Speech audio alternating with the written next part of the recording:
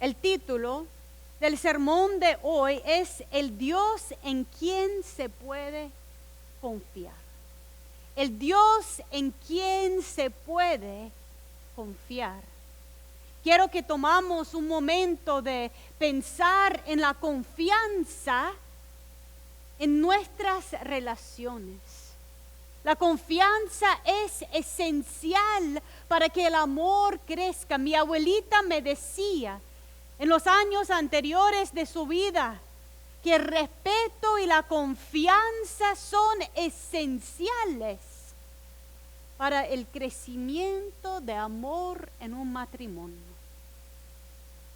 La confianza se construye decisión tras decisión.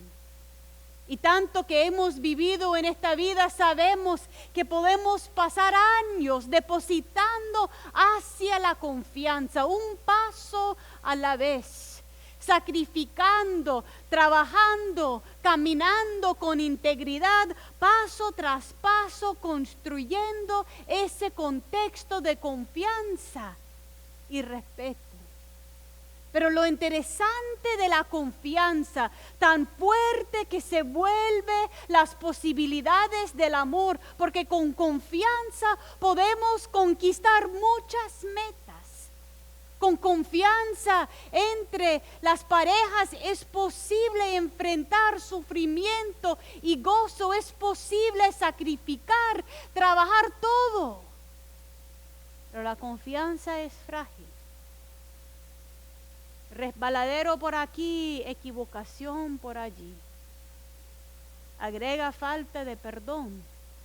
Y lo que lleva una vida de construir tan fácil desaparece cuando no estamos caminando con la confianza en Dios. Yo creo que igual que eso pasa en nuestras relaciones entre seres humanos, a veces pasa con nuestro Dios.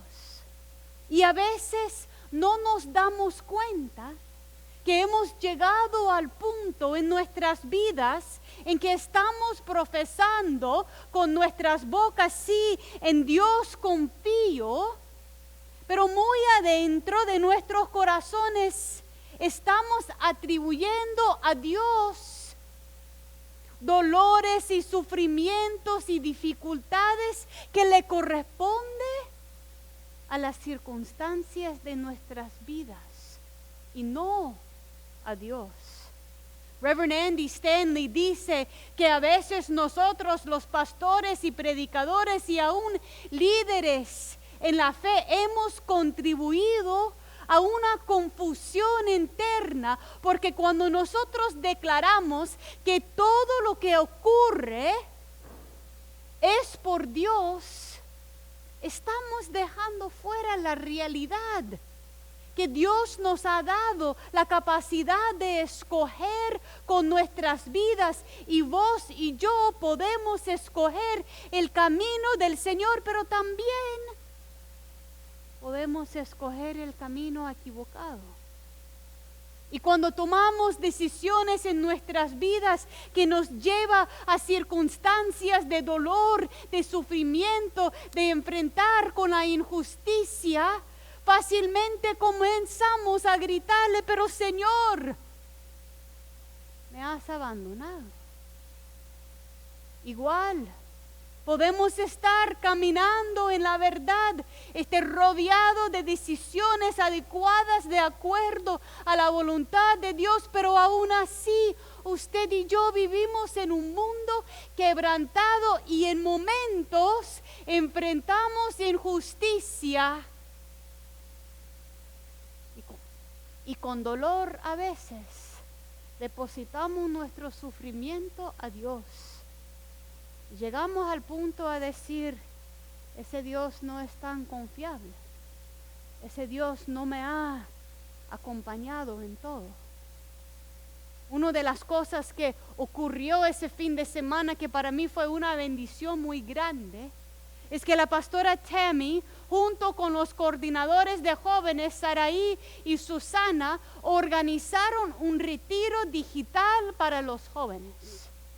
Y en ese retiro digital para los jóvenes se enfocaron en la crisis de salud mental que muchos de nuestros jóvenes que están enfrentando hoy día.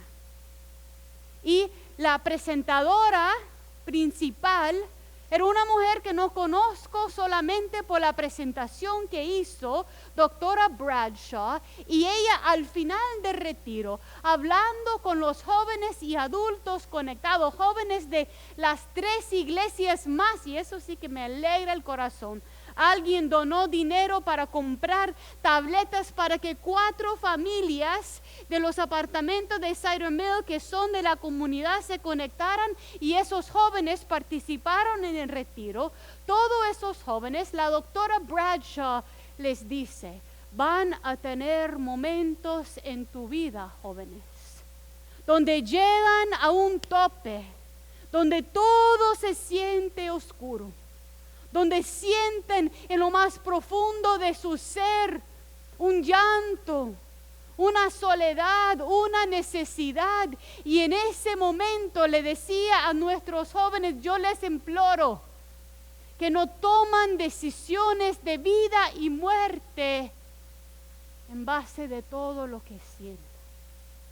Aunque no lo sientan, Dios está con ustedes.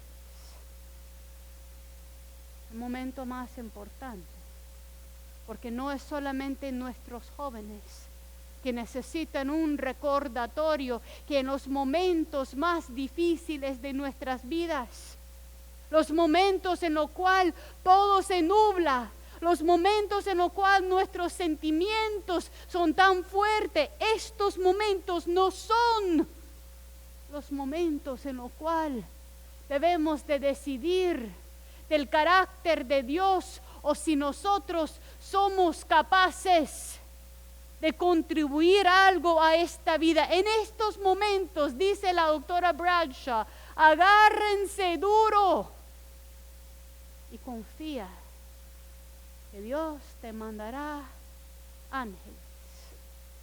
No ángeles para argumentar, no ángeles para justificar o quitar tu dolor, ángeles para acompañarte en la soledad hasta que recupera la habilidad de confiar otra vez. A veces nosotros atribuimos el dolor y lo difícil de nuestras vidas a Dios hasta un punto en lo cual sentimos que ni en Dios podemos confiar. Y en esos momentos son los momentos más críticos cuando nuestro Dios está a la par de nosotros, calladito, presente, obrando y abriendo un camino distinto.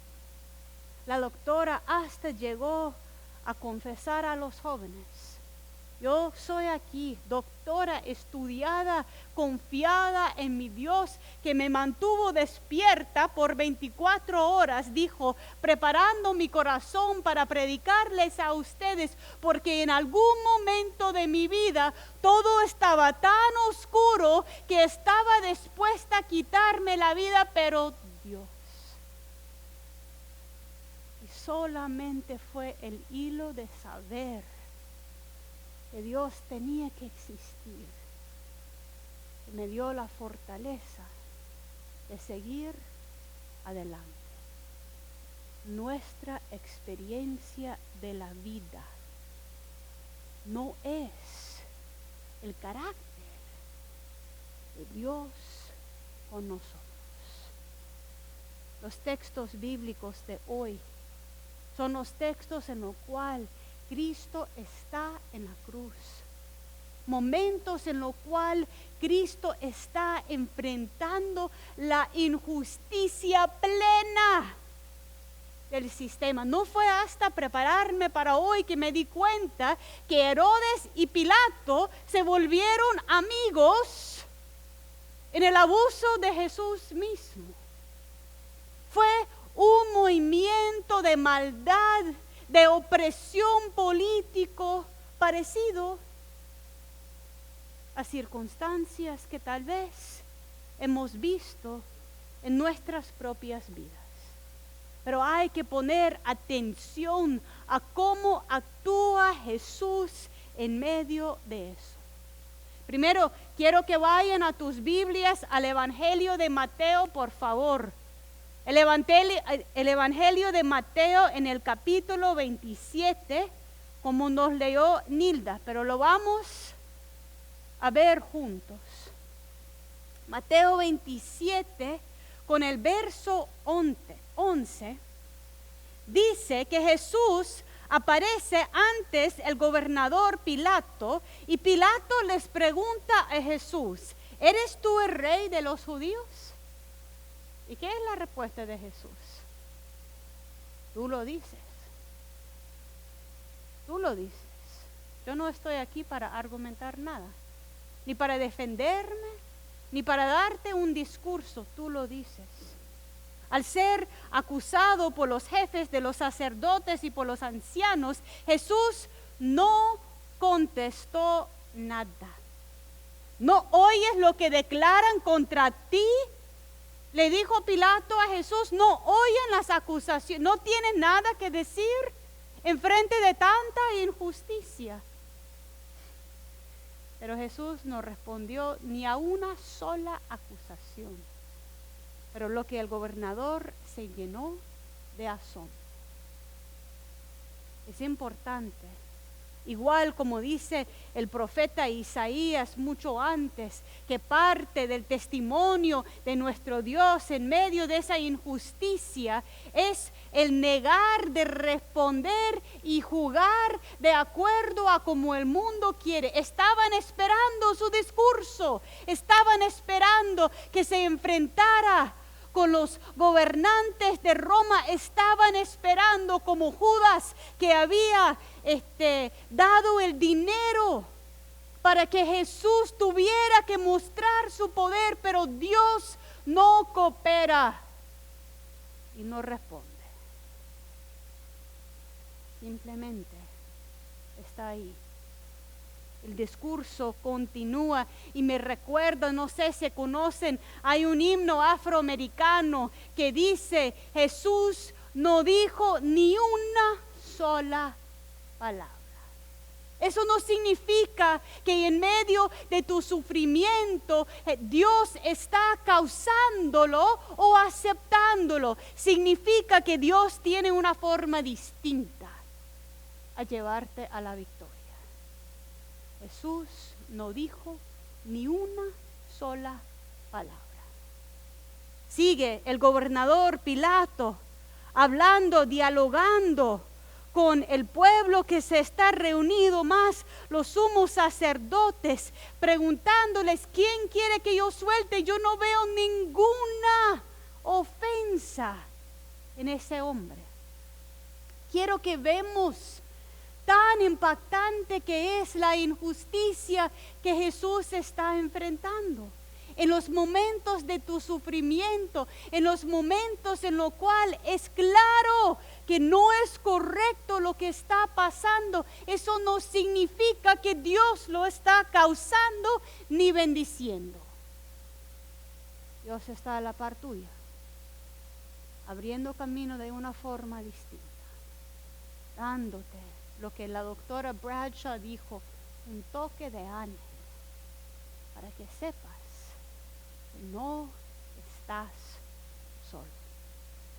Llegan al punto que el pueblo está en una furia tan fuerte que griten a cada rato: crucifícanlo, crucifícanlo. Ok, dice Pilato, aunque su esposa le dice: toda la noche he estado despierto con un sueño, no te metes con ese hombre inocente.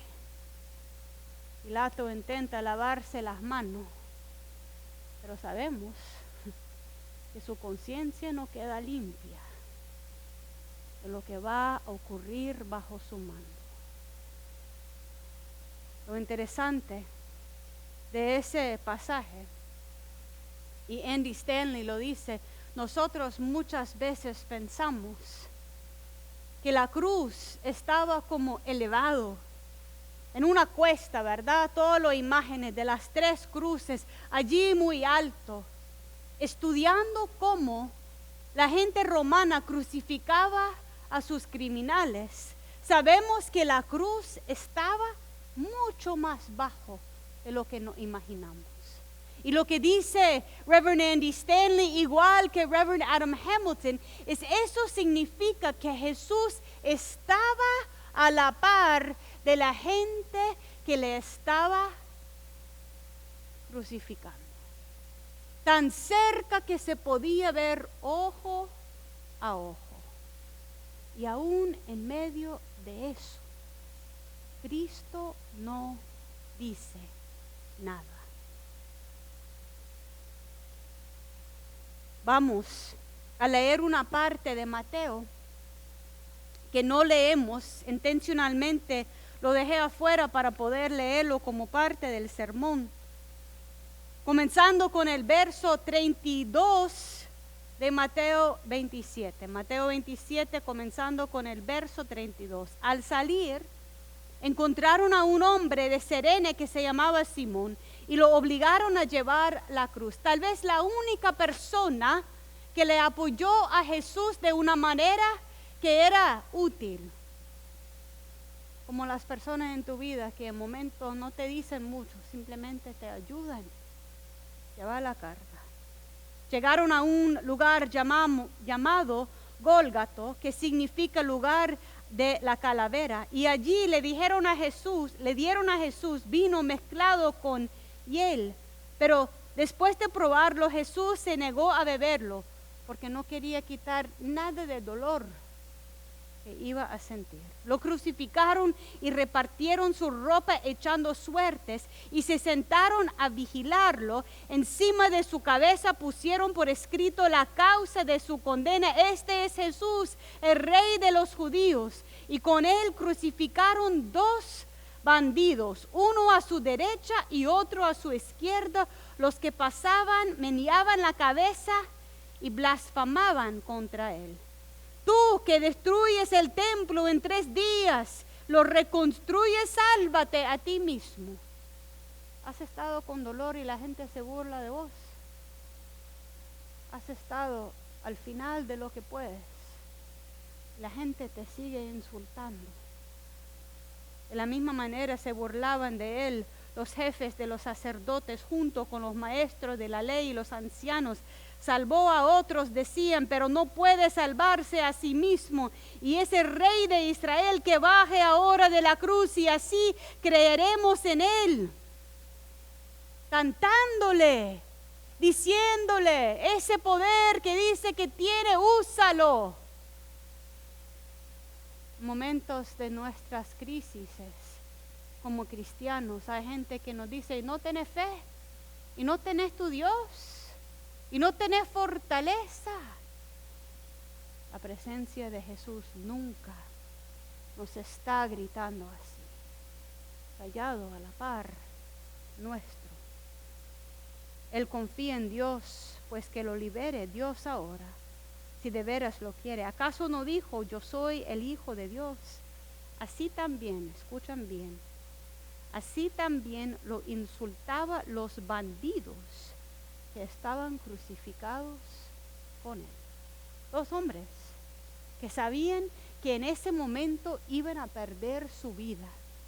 La maldad en nosotros a veces es tanto, la disposición hacia burlarnos de otros es tanto, que ellos estaban burlándose, acusándole a Cristo en el momento que no ganaban nada, porque iban a perder sus propias vidas en un par de horas.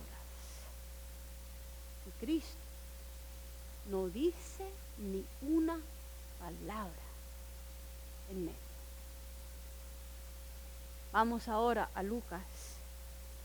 a Lucas para ver las palabras que sí nuestro Señor dice. Leímos hasta el 25 del capítulo 23, así que ahora estamos en Lucas 23, comenzando con el verso 26. Lucas 23, comenzando con verso 26. Cuando se lo llevaron, echaron mano a un tal Simón de Cirene que volvía del campo y le cargaron la cruz para que la llevara detrás de Jesús, único que le ayudó como necesitaba. Lo seguía mucha gente del pueblo, incluso mujeres que se golpeaban el pecho lamentándose por él. Jesús se volvió hacia ellas y ahora sí les contestó: hijas de Jerusalén, no lloren por mí, lloren más bien por ustedes y por sus hijos. Semejante dolor y injusticia que está. También en el verso 32, llevaban con él a otros dos, ambos criminales, para ser ejecutados. Cuando llegaron al lugar llamado la Calavera, lo crucificaron allí junto con los criminales, uno a su derecha y otro a su izquierda. Padre, dijo Jesús, perdónalos, porque no saben lo que hacen. ¿Quién cree usted escuchó esas palabras de Jesús? ¿El pueblo? Lo dudo. Fueron palabras entre Jesús y su Dios. Pero claro que los criminales, uno a cada lado, le escucharon: perdónales, Padre, no saben lo que hacen. ¿Qué tipo de hombre es eso? Que no responde a semejante injusticia, que aguanta a la gente en su mera cara escupiéndole, diciéndole barbaridades. Así el dolor y la vergüenza pública, y no dice ni una sola palabra, hasta decir a las mujeres que lloren por sí mismos, por lo que van a experimentar, y luego a Dios perdona a la gente congregada. Y esas palabras de Jesús comienza a transformar la vida de uno de los criminales. Padre, dijo Jesús, perdónanos, porque no saben lo que hacen. Mientras tanto, echaban suertes para repartirse entre sí la ropa de Jesús. La gente por su parte se quedó allí observando, y aún los gobernantes estaban burlándose de él. Salvó a otros, decían, que se salve a sí mismo, si es el Cristo de Dios, el escogido. También los soldados se acercaron, acuérdense, la cruz es baja, para burlarse de él. Le ofrecieron vinagre y le dijeron: si eres el rey de los judíos, sálvate a ti mismo. Resulta que había sobre él un letrero que decía: este es rey de los judíos. Uno de los criminales, escuchan bien, allí colgados, empezó a insultarlo. ¿No eres tú el Cristo? Sálvate a ti mismo y a nosotros. Bájame de aquí, Señor. Quítame ese sufrimiento. Actúa, Señor. Si fuera Dios y tuviera el poder que dice, si fuera tan confiable como decís que sos, yo no estaría con tanto dolor. Pero el otro criminal, tal vez que escuchó con voz alta lo que Jesús le dijo a Dios, el otro criminal lo reprendió. Ni siquiera temor de Dios tenés. Aunque sufre la misma condena, en nuestro caso es castigo, es justo, pues sufrimos lo que merecemos, nuestros delitos. Este Jesús, en cambio, no ha hecho nada malo. Luego dijo Jesús: acuérdate de mí cuando vengas a tu reino. Cuando estás sufriendo, diciendo mil cosas contra todo el mundo y a veces Dios, no te salen las palabras: Jesús, recuérdame, recuérdame. No me sueltes, Señor, no me dejes aquí abandonado, no me dejas en esas nubes que no pueden ver. Señor, recuérdame, necesito de tu presencia. Dios está con nosotros Y Dios es confiable aún en medio del sufrimiento. ¿Y qué es la contestación de Cristo al criminal? Sí, yo te voy a recordar. Y conmigo vas a estar en el paraíso. Conmigo vas a estar. ¿Cuántas veces hemos llegado a un punto en nuestras vidas donde hemos decidido que hasta aquí podemos llegar? No podemos continuar en esa relación, no podemos continuar sirviendo, no podemos continuar en la pandemia, no podemos continuar con nuestros hijos que causan dificultad. No podemos, hasta aquí llego, Señor. Y por todo lo que siento y todo lo que veo, no veo que usted está actuando ni haciendo nada. Como dice la doctora Bradshaw, en ese momento no toma decisión con respecto a tu vida ni el carácter de Dios, sin esperar el toque de ánimo, sin decirle a Jesús, recuérdame, y permite que el Señor te lleve en su manera a entender tan confiable es su carácter, tan grande su misericordia